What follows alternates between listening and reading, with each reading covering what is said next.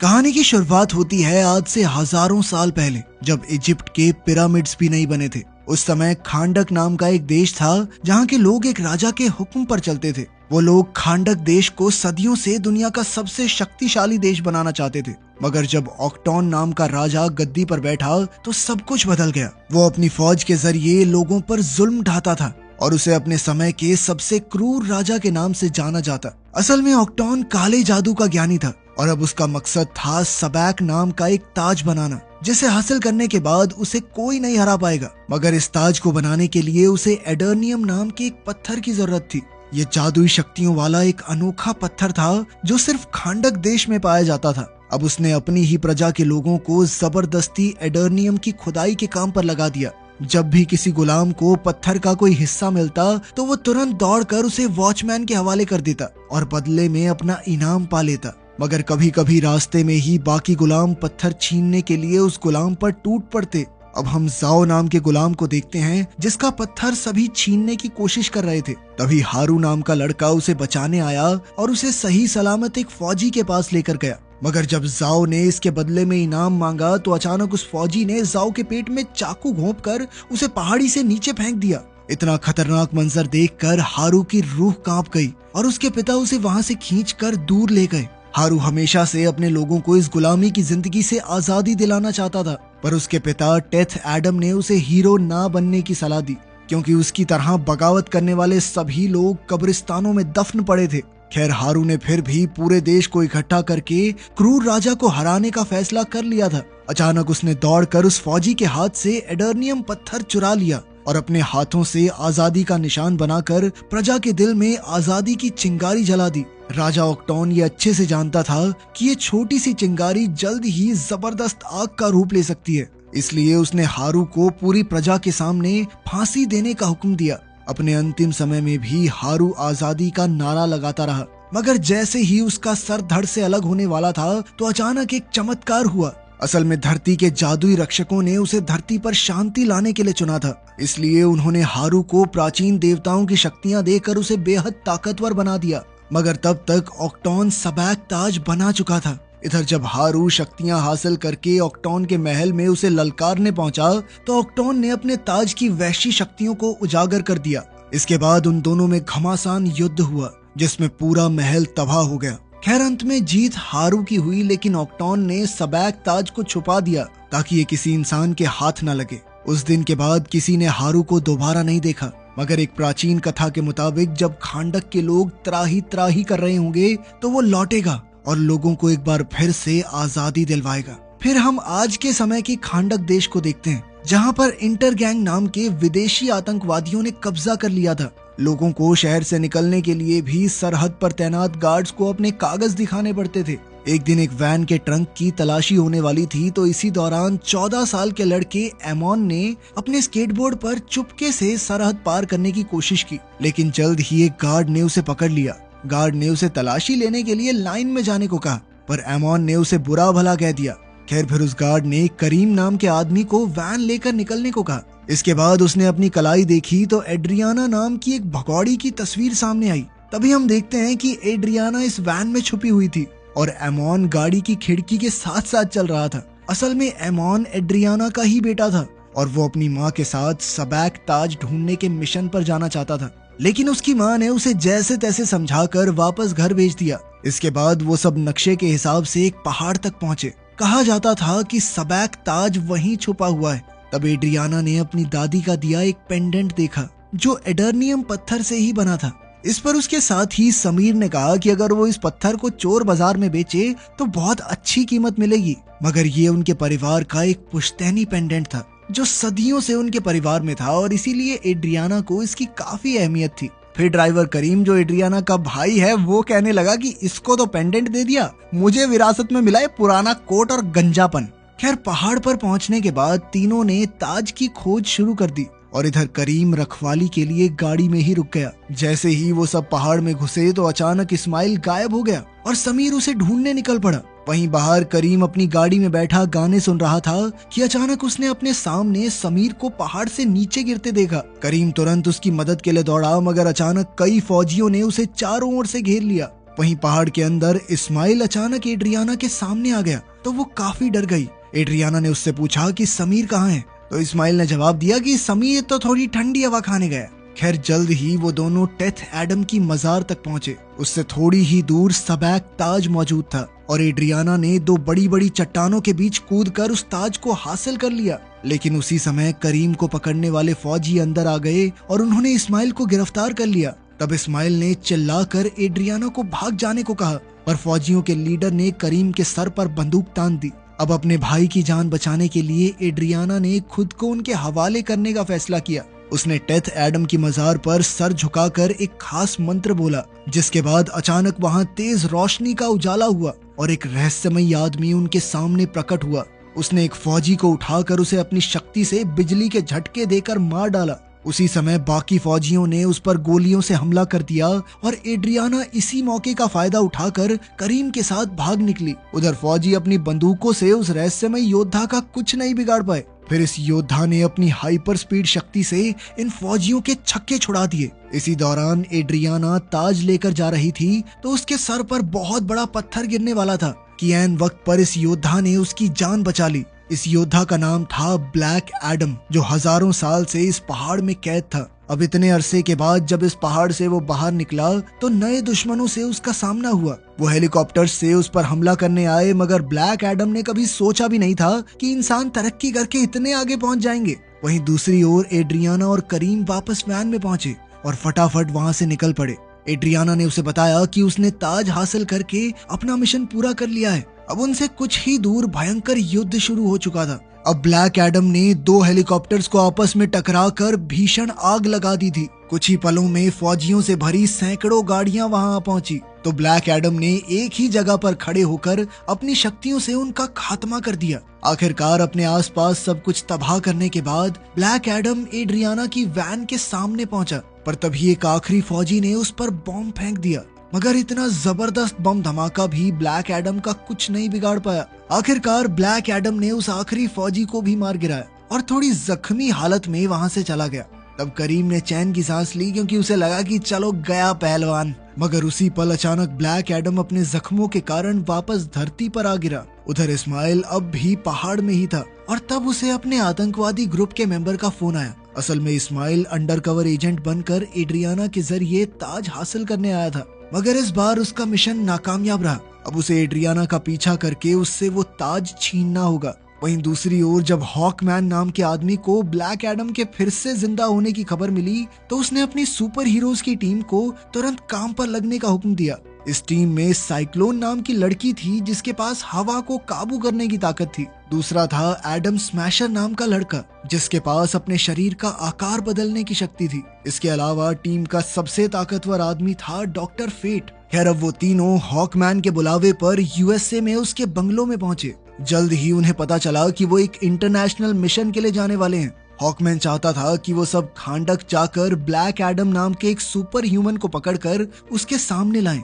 इनकी टीम का नाम था जस्टिस सोसाइटी और जल्द ही वो सब एक सुपर शिप में बैठकर निकल पड़े। हॉकमैन ने बताया कि इस शिप को तबाह नहीं किया जा सकता क्योंकि इसका बाहरी हिस्सा एक खास मेटल से बना है। खैर कुछ घंटों बाद जब ब्लैक एडम की आंख खुली तो वो एमन के कमरे में था। उसने बिस्तर से उठकर अपनी ताकत से अपनी सारी चोटें ठीक कर ली। तब उसे पता चला कि उसे पहाड़ में कैद हुए 5000 साल गुजर चुके थे। वहीं लिविंग रूम में एड्रियाना उस कीमती ताज पर रिसर्च कर रही थी। तभी उसे ताज के अंदर की तरफ कुछ शब्द लिखे हुए दिखाई दिए। उस पर लिखा था कि जिंदगी ही मौत का जरिया है। वहीं आमोन ने अपने कमरे में ब्लैक एडम को बताया कि जब से तुम गायब हुए थे तो खांडक शहर पर दूसरे देशों ने कब्जा कर लिया और यहाँ के लोगों को गुलाम बना लिया। लेकिन खांडक के लोगों ने ब्लैक एडम की मूर्ति बनाई क्योंकि उन्हें पूरा यकीन था कि एक ना एक दिन ब्लैक एडम उन्हें बचाने के लिए जरूर लौटेगा। मगर ये सब सुनकर ब्लैक एडम ने कहा कि मैं कोई हीरो नहीं हूँ और अचानक दीवार तोड़ते हुए वहाँ से निकल गया। अब ब्लैक एडम एक नई दुनिया की खोज में निकल पड़ा तो पीछे से आमोन ने अपने कमरे में मौजूद खुफिया रास्ते से उसका पीछा किया ताकि उसकी माँ को पता न चले। वहीं दूसरी ओर जस्टिस सोसाइटी की शिप खांडक में पहुंचने ही वाली थी तो डॉक्टर फेट ने पूरी टीम को प्लान समझाया। उन्होंने कहा कि अगर उन्हें ब्लैक एडम को पकड़ना है तो उसके मुंह से शज़ैम बुलवाना होगा। ऐसा करते ही ब्लैक एडम की सारी शक्तियां खत्म हो जाएंगी और उसे पकड़ने में कोई परेशानी नहीं होगी। उधर एमोन ने भागते हुए एक फौजी का रेडियो चुरा लिया और बाकी फौजियों को ये मैसेज भेजा कि खांडक का चैंपियन वापस लौट आया है। तभी फौजियों ने उसका पीछा किया, पर वो अपने स्केटबोर्ड पर भाग निकला और उसने अपने हाथों से एक ट्रायंगल बनाकर ब्लैक एडम को सिग्नल भेजने की कोशिश की। लेकिन कुछ ही पलों में फौजियों ने एमोन को गिरफ्तार कर लिया और उसकी माँ उसे बचाने आई। एड्रियाना ने जैसे तैसे गार्ड्स को समझाकर एमोन को छुड़ा लिया, और जल्द ही फौजियों को पता चल गया कि वो भी एक वांटेड क्रिमिनल है। तो उसने तुरंत भागने की कोशिश की और तभी ब्लैक एडम उन्हें फौजियों से बचाने आ पहुंचा। अचानक एक गार्ड ने उसके सर पर लोहे के सरिये से वार किया तो ब्लैक एडम ने उसे उठाकर हवा में बहुत दूर फेंक दिया। जल्द ही फौजियों ने उस पर गोलियां चला दी तो चैंपियन ने उन्हें भी एक एक करके खत्म कर दिया। जैसे ही वो दो दुश्मनों को लेकर हवा में उड़ा तो उसी पल जस्टिस सोसाइटी की शिप उसके सामने आ गई। ब्लैक एडम ने उन फौजियों को आसमान से नीचे फेंक दिया तो हॉकमैन उनकी जान बचाने के लिए शिप से कूद गया। बीच हवा में उसने अपना हॉकमैन सूट एक्टिवेट किया और दोनों फौजियों को लेकर सही सलामत जमीन पर लैंड हो गया। मगर इतनी बहादुरी दिखाने का कोई फायदा नहीं हुआ, क्योंकि जल्द ही ब्लैक एडम ने उन फौजियों पर बिजली गिराकर उन्हें खत्म कर दिया। खैर कुछ ही पलों में डॉक्टर फेट वहां आया और उसने ब्लैक एडम को खुद को उनके हवाले करने को कहा, पर ब्लैक एडम ने कहा कि मरने से पहले वो एक गुलाम हुआ करता था और अब उसने एक भगवान के रूप में जन्म लिया है और अब वो किसी के सामने झुकेगा नहीं साला। खैर डॉक्टर फेट ने उस पर हमला किया और एडम का ध्यान भटकाने के लिए अपने दिमाग से चारों तरफ 5000 साल पुराने शहर का भ्रम पैदा किया। ब्लैक एडम अपना शहर देखकर हक्का बक्का रह गया और उसी पल हॉकमैन ने मौका देखकर उस पर जबरदस्त वार किया। अब ब्लैक एडम ने गुस्से में आकर हॉकमैन को जोरदार बिजली के झटके दिए और फिर हवा में ले जाकर पीटने लगा। तब डॉक्टर फेट ने उनके बीच में आकर ब्लैक एडम को वापस जमीन पर फेंक दिया। अब बारी थी साइक्लोन और एडम स्मैशर के हमले की। साइक्लोन ने अपनी शक्तियों से हवा में एक जबरदस्त बवंडर बनाया और इसी के जरिए ब्लैक एडम पर लोहे के सरियों से हमला करके उसे कैद करने की कोशिश की, मगर ब्लैक एडम इस हमले से भी आजाद हो गया। तो डॉक्टर फेट ने फिर से उसे गिरफ्तार करने की कोशिश की। उसी समय साइक्लोन और हॉकमैन ने मिलकर ब्लैक एडम पर आखिरी हमला किया। इससे ब्लैक एडम गुस्से से लाल हो गया और उसने अपनी सारी शक्तियां एक साथ उजागर करके सभी दुश्मनों को एक ही बार में धूल चटा दी। ब्लैक एडम को लगा कि वो जीत चुका है, पर तभी एडम स्मैशर ने अपने भारी भरकम मुक्के से ब्लैक एडम की हड्डी पसली एक कर दी। पर जैसे ही ब्लैक एडम उठ खड़ा हुआ तो उसने एक ही मुक्के में एडम स्मैशर को बेहोश कर दिया। इसके बाद वहां के लोगों ने खुशी में ब्लैक एडम की जीत के नारे लगाए और ब्लैक एडम वहां से चला गया। अब डॉक्टर फेट ने अपनी टीम से कहा कि कोई भी ब्लैक एडम का पीछा नहीं करेगा, क्योंकि वो जानता था कि उनमें से किसी के अंदर ब्लैक एडम को हराने की ताकत नहीं है। फिर डॉक्टर फेट अपनी टीम के साथ एड्रियाना के पास पहुंचा, क्योंकि उसने एक सपने में देखा था कि सैबक का ताज एड्रियाना के पास है, मगर एड्रियाना कहने लगी कि मेरे पास कोई ताज नहीं है। उधर हम देखते हैं कि जस्टिस सोसाइटी की टीम और ब्लैक एडम के युद्ध के दौरान एमोन ताज को अपने बैग में डालकर भाग गया था। अब एड्रियाना ने हीरोज की टीम के साथ महल जाने का फैसला किया, जहां ब्लैक एडम रहता था। प्राचीन कथा के मुताबिक 5000 साल पहले ब्लैक एडम इसी महल में अपने लोगों को आजाद करवाने गया था, मगर जस्टिस सोसाइटी के मेंबर्स ने कहा कि वो वहां आजादी दिलाने नहीं बल्कि बदला लेने गया था। तब ब्लैक एडम के भयानक गुस्से की वजह से उसकी शक्तियां उसके काबू से बाहर हो गई और पूरा महल तबाह हो गया। इसके बाद धरती के जादुई रक्षकों ने कहा कि वो अपनी शक्तियां इस्तेमाल करने के लायक नहीं है, इसलिए उसे एक मजार में कैद कर दिया गया और आखिरकार 5000 साल बाद एड्रियाना ने उसे फिर से आजाद किया। खैर अब एड्रियाना हीरोज की टीम के साथ ब्लैक एडम के सामने पहुंची तो ब्लैक एडम ने उनकी बात सुनने का फैसला किया। वहीं दूसरी ओर जब एमोन घर पहुंचा तो उसने देखा कि इस्माइल तो जिंदा था, तो उसे काफी हैरानी हुई। अचानक इस्माइल ने उस पर बंदूक तान दी और तब ये खुलासा होता है कि इस्माइल एक गद्दार था जो यहाँ ताज चुराने आया था। उसने आमोन और करीम को जान की धमकी देकर अपना बैग उसके हवाले करने को कहा, मगर करीम इतना ताकतवर ताज इस्माइल जैसे खतरनाक आदमी के हाथ लगने नहीं दे सकता था। इसलिए करीम ने इस्माइल पर हमला बोल दिया और आमोन को ताज के साथ भाग जाने को कहा। इसी चक्कर में करीम के पेट में गोली लग गई, पर तब तक आमोन अपने कमरे के खुफिया रास्ते से भाग गया। वहीं ब्लैक एडम और जस्टिस सोसाइटी की मीटिंग के दौरान आमोन ने एड्रियाना को फोन किया और उसे सारी घटना की खबर दी। आमोन ने कहा कि इंटर गैंग हाथ धोकर उसके पीछे पड़ी है और अभी वो एक बिल्डिंग में छुपा हुआ है। तब एड्रियाना ने ब्लैक एडम से अपने बेटे को बचाने की गुजारिश की। ब्लैक एडम तुरंत उसे बचाने निकल पड़ा और वहां जाकर उसने देखा कि आतंकवादियों ने आमोन को गिरफ्तार कर लिया था। तब ब्लैक एडम ने उन्हें आमोन को रिहा करने को कहा तो आतंकवादी ने उसे हवा से ही नीचे फेंक दिया, पर ऐन वक्त पर ब्लैक एडम ने उसे बचा लिया। अब वो बाकी गुनहगारों को मारने के लिए निकला, पर इसी दौरान इस्माइल आमोन के सर पर बंदूक रखकर उसे अपने साथ ले गया। इस्माइल ने उसका बैग खोलकर पूछा कि ताज कहाँ है, पर आमोन अपना मुंह खोलने को राजी नहीं था। तब इस्माइल ने उसे बंदी बना लिया और जब ब्लैक एडम को इसका पता चला तो वो गुस्से से आग बबूला हो गया। इस्माइल ने आमोन को एक उड़ने वाली मोटरसाइकिल के ट्रंक में छुपा रखा था। वहां से आमोन ने अपनी मां को फोन करके बताया कि इस्माइल ने उसे कैद कर लिया है। ये सुनकर जस्टिस सोसाइटी भी आमोन को बचाने के मिशन पर निकल पड़ी।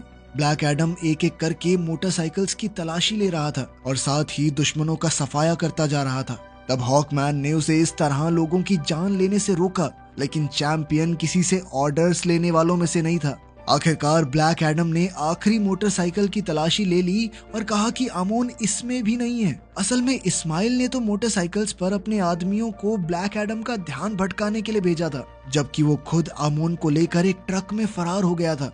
खैर उधर डॉक्टर फेट एड्रियाना के घर पहुंचा क्योंकि वो जानता था कि ताज यहीं छुपा हुआ है। वहां जाकर उसने देखा कि करीम गोली से जख्मी होकर जमीन पर पड़ा था। करीम की हालत बेहद नाजुक थी और उसे लग रहा था कि उसका आखिरी समय आ गया है। पर तब डॉक्टर फेट ने उसे शांत होने को कहा। असल में वो भविष्य देख सकता था और उसने कहा कि करीम की मौत आज नहीं होगी, वो बिजली के झटके से मारा जाएगा। ये सुनकर करीम ने चैन की सांस ली, लेकिन अब उसे शायद इलेक्ट्रिशियन का काम छोड़ना होगा। फिर करीम का शिप में इलाज शुरू हुआ और इधर एड्रियाना अपने घर में डॉक्टर फेट को देखकर हैरान हो गई। फेट ने उसे विश्वास दिलाया कि वो और उसकी टीम आमोन को ढूंढ निकालेंगे। कुछ ही पलों में ब्लैक एडम और हॉकमैन भी वहां आ गए और वो अपने साथ इंटर गैंग के 2 गुंडों को लाए थे ताकि डॉक्टर फेट उनका दिमाग पढ़ सके। लेकिन तभी ब्लैक एडम उन्हें उड़ाकर आसमान में हजारों फीट ऊपर ले गया और उन्हें नीचे फेंकने की धमकी देकर उनसे सवाल पूछे। और अपने सवालों के जवाब पाने के बाद भी ब्लैक एडम ने उन्हें नीचे फेंक दिया। बेचारे हॉकमैन ने जैसे तैसे उन्हें गिरने से बचाया। अब भी ब्लैक एडम का मन उन्हें जीने देने का नहीं था। वो गुस्से में उनका खात्मा करने आया और हॉकमैन ने उस पर हमला कर दिया। इतनी जबरदस्त लड़ाई में पूरा घर तबाह हो गया और अचानक हॉकमैन को मुक्का मारने के चक्कर में सबाक ताज ब्लैक एडम के हाथ में आ गया। आखिरकार ताज को पाकर उन सब ने एक साथ मिलकर काम करने का फैसला किया ताकि वो इस ताज की शक्तियों की मदद से आमोन को बचा सकें। फिर वो अपने मिशन पर निकल पड़े, पर तभी डॉक्टर फेट को भविष्य की झलक दिखाई दी कि आने वाले युद्ध में हॉकमैन की मौत हो जाएगी। अब फेट ने इसका खुलासा करते हुए कहा कि जल्द ही उन्हें एक दूसरे को अलविदा कहना होगा। खैर कुछ ही समय में वो अल हदीदिया पहाड़ों तक पहुंच गए और उन्होंने ऐसा प्लान बनाया जिसके जरिए वो अपने सभी टीम मेंबर्स की जान बचा सकें। फिर ब्लैक एडम ने समय आते ही वहां जबरदस्त हमला बोल दिया जिसमें सैकड़ों की तादाद में सिपाही मारे गए। फिर उसका सामना इस्माइल से हुआ, पर वो उस पर हमला नहीं कर सकता था क्योंकि इस्माइल एडर्नियम से बने एक सुरक्षा कवच के अंदर था। जल्द ही बाकी टीम भी वहां आ पहुंची और जब एड्रियाना ने अपने बेटे के सर पर बंदूक देखी तो उसने ताज इस्माइल के हवाले करके उसकी जान बचाने का फैसला किया। आखिरकार सबैक ताज को हासिल करके इस्माइल ने खुलासा किया कि वो राजा ऑक्टोन का आखिरी वंशज है। अब इस ताज को पाकर वो खांडक का अगला राजा बनने को तैयार था। फिर उसने सबैक ताज पर लिखा मंत्र पढ़कर अपना सुरक्षा कवच बंद किया और आमोन पर गोली चला दी। मगर ऐन वक्त पर ब्लैक एडम ने अपनी सुपर स्पीड शक्तियों की मदद से आमोन को गोली लगने से पहले ही बचा लिया। इस दौरान ब्लैक एडम को इतना गुस्सा आ चुका था कि उसकी शक्तियां एक बार फिर बेकाबू हो गई और पूरा पहाड़ तबाह हो गया। खुशकिस्मती से जस्टिस सोसाइटी टीम के सुरक्षा कवच की बदौलत एड्रियाना और आमोन की जान बच गई, पर अब आमोन को जल्द से जल्द इलाज के लिए भेजना होगा। वहीं एडम स्मैशर को इस्माइल के जल चुके शरीर पर ताज मिला और वो उसे शिप में ले आया। इधर हॉकमैन ब्लैक एडम के पीछे गया और उसने देखा कि ब्लैक एडम महल के सामने अपने बेटे हारू की मूर्ति को देख रहा था। असल में धरती के जादुई रक्षकों ने दिव्य शक्तियां देने के लिए हारू को चुना था ताकि वो लोगों को आजादी दिला सके। पर जब हारू बार बार जीत रहा था तो राजा ऑक्टोन ने उसके माँ बाप को बंदी बना लिया जब वो हारू के पिता को मौत के घाट उतारने वाले थे तो ऐन वक्त पर हारू ने अपनी सारी शक्तियां अपने पिता को देकर उनकी जान बचाई। मगर वो नहीं जानता था कि आज उसकी जिंदगी का आखिरी दिन होगा, क्योंकि अपनी शक्तियां अपने पिता को देने के बाद दूर से एक तीर अंदाज ने सीधा हारू के दिल पर निशाना लगाया, जिससे उसकी मौके पर ही मौत हो गई। ये देखकर उसके पिता टेथ एडम आग बबूला हो उठे। खैर अब ब्लैक एडम जानता था कि उसका बेटा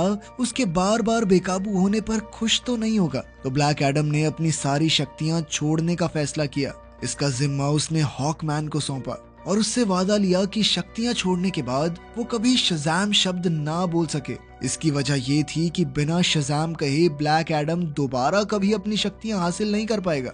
अब हॉकमैन उसे पानी के नीचे मौजूद एक लैब में ले गया और एमिलिया हारकोट नाम की एक साइंटिस्ट और उसकी टीम के हवाले कर दिया। एमिलिया ने हॉकमैन से वादा किया कि आज के बाद ब्लैक एडम के मुंह से एक भी शब्द नहीं निकलेगा।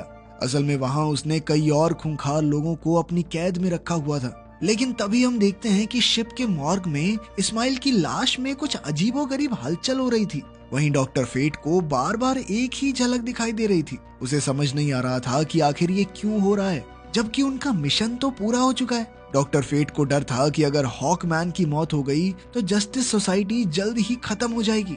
उधर इस्माइल को मारने के बाद एड्रियाना को ये यकीन नहीं हो रहा था कि उन्होंने इतनी आसानी से इस्माइल को कैसे हरा दिया। तभी उसे ताज पर लिखा मंत्र याद आया, जिसका मतलब था जिंदगी ही मौत का जरिया है। लेकिन मरने से पहले इस्माइल ने उल्टा मंत्र पढ़ा था, यानी उसने कहा था कि मौत ही जिंदगी का जरिया है। अब एड्रियाना ने तुरंत ताज को उल्टा किया तो उसे एहसास हुआ कि ताज को उल्टा करके उल्टा मंत्र पढ़ने से वो भी सच हो जाएगा। इसलिए इस्माइल ने मरने से पहले ये मंत्र पढ़ा था।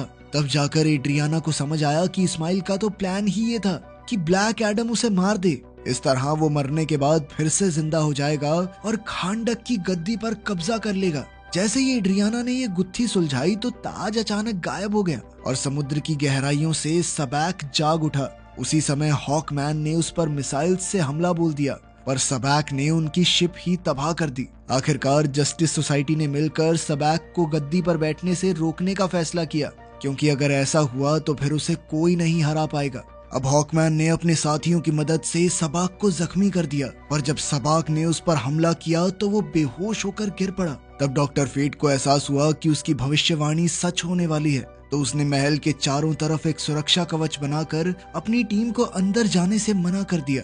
डॉक्टर फेट अपने जिगरी दोस्त हॉकमैन की जान बचाने के लिए अपनी जान की बाजी लगाने को तैयार था। आज पहली बार ऐसा मौका आया था जब वो ये नहीं बता पा रहा था कि भविष्य में क्या होने वाला है। इधर हॉकमैन अपने दोस्त को यूं ही जाने नहीं दे सकता था, इसलिए उसने सुरक्षा कवच तोड़ने की कोशिश की, पर वो नाकामयाब रहा। वहीं डॉक्टर फेट अपनी टीम को बाहर छोड़कर सबाक को रोकने पहुंचा। उसे उम्मीद थी कि ब्लैक एडम सबाक को हराने में उसकी मदद करने आएगा। इस लड़ाई के दौरान डॉक्टर फेट ने ब्लैक एडम को सिग्नल भेजा कि सिर्फ वही सबाक को हरा सकता है। अब फेट ने अपनी शक्तियों से ब्लैक एडम को बेड़ियों से आजाद कर दिया, तो वहाँ के गार्ड्स ब्लैक एडम को रोकने के लिए दौड़े, लेकिन अपनी शक्तियां खोने के बावजूद भी ब्लैक एडम गार्ड्स को हराकर समुद्र में कूद गया। उसी पल सबाक ने डॉक्टर फेट पर आखिरी वार किया, जिसके बाद महल का सुरक्षा कवच टूट गया। हॉकमैन को एहसास हुआ कि उसका दोस्त अपनी आखिरी सांसें गिन रहा है, तो वो तुरंत उसकी जान बचाने दौड़ा। लेकिन जब वो फेट के पास पहुंचा तो फेट मर चुका था। आखिरकार सबाक सिंहासन पर जा बैठा और एक जबरदस्त आग भड़क उठी, जिसके बाद वो खांडक का राजा बन गया। ऐसा करते ही पाताल से उसकी शैतानी फौज बाहर आई और आम लोगों पर हमला करने लगी। एड्रियाना उनका सामना करने को तैयार थी, पर तभी उसका भाई वैन में वहां आ गया। करीम को इन ज़ॉम्बीज का कोई डर नहीं था, क्योंकि डॉक्टर फेट ने कहा था कि वो बिजली के झटके से मरेगा। इधर एड्रियाना के कहने पर आमोन ने ज़ॉम्बीज से लड़ने के लिए आम लोगों की मदद मांगी। उधर ब्लैक एडम ने समुद्र से बाहर आकर शज़ैम बोला और उसी पल उसकी शक्तियां वापस आ गई। उधर सबैक ने अपना कब्जा करने के लिए हारू की मूर्ति गिरा दी और ये सीधा अमोन के ऊपर गिरने ही वाली थी कि ऐन वक्त पर ब्लैक एडम ने आकर उसे बचा लिया। इसके बाद वो सीधा सबैक का मुकाबला करने पहुंचा और हॉकमैन की जान बच गई। उसी समय ब्लैक एडम और सबैक के बीच घमासान युद्ध शुरू हो गया। कुछ ही पलों में सबैक उस पर भारी पड़ने लगा तो हॉकमैन ने बीच में आने का फैसला किया। उसने सबैक पर हमला किया पर वो खुद ही जख्मी हो गया, जैसा कि डॉक्टर फेट ने भविष्य में देखा था। लेकिन सच तो ये था कि ये हॉकमैन का असली शरीर नहीं था। असल में हॉकमैन ने फेट के हेलमेट की मदद से अपने शरीर की कई कॉपीज बना ली थी और उन्होंने एक साथ सबैक पर हमला किया। इधर ब्लैक एडम ने अपनी जबरदस्त ताकत से सबैक के शरीर के 2 हिस्से कर दिए और उसी पल पाताल के सभी ज़ॉम्बीज गायब हो गए। ऐसा करते ही आम लोग जीत के नारे लगाकर खुशी से झूम उठे। आपसी मनमुटाव के बावजूद ब्लैक एडम और हॉकमैन ने दोस्ती का हाथ बढ़ाया। अंत में डॉक्टर फेट का हेलमेट अपना काम पूरा करने के बाद अपने आप ही गायब हो गया। फिर जस्टिस सोसाइटी ने ब्लैक एडम को पकड़ने का मिशन छोड़ दिया क्योंकि उसने अब सबकी जान बचाई थी। आखिरकार पूरी टीम यूएस से लौट गई और इधर ब्लैक एडम खांडक के सिंहासन पर बैठा। वहाँ के लोगों ने उसे उनका राजा बनकर देश चलाने को कहा, मगर ब्लैक एडम ने एक ही पल में सिंहासन को तोड़कर उसका किस्सा ही खत्म कर दिया। ब्लैक एडम ने कहा कि वो खांडक का राजा नहीं बल्कि उनका रक्षक बनकर काम करना चाहता है और अब खांडक हमेशा के लिए आजाद रहेगा। वीडियो पसंद आई तो लाइक कर देना, चैनल को सब्सक्राइब कर लेना। मिलते हैं अगली वीडियो में।